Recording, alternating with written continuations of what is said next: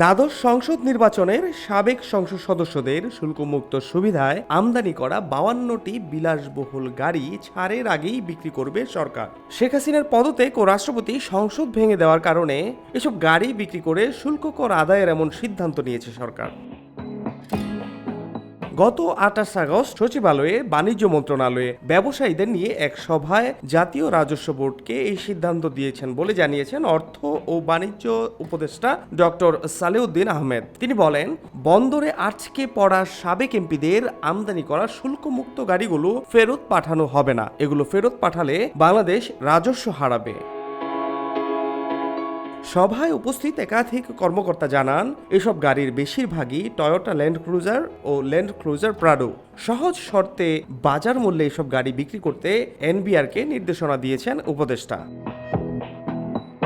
দ্বাদশ জাতীয় সংসদের এমপিদের 52টি গাড়ি বন্দরে এসে পৌঁছেছে।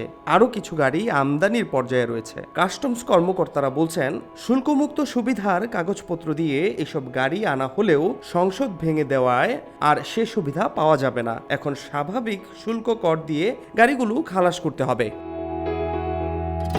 এনবিআরের তথ্য অনুযায়ী সবচেয়ে কম দামের ল্যান্ড ক্রুজারটি আমদানি করা হয়েছে প্রায় 98 লাখ টাকায়। শুল্ক দিতে গেলে গাড়িটির দাম পড়বে প্রায় 8 কোটি 10 লাখ টাকা। চট্টগ্রাম বন্দর দিয়ে আনা 3346 সিসির এই গাড়িটির স্বাভাবিক শুল্ক কর হার 826.6%। ফাহাদ শাহরিয়ার, খবর সংযোগ।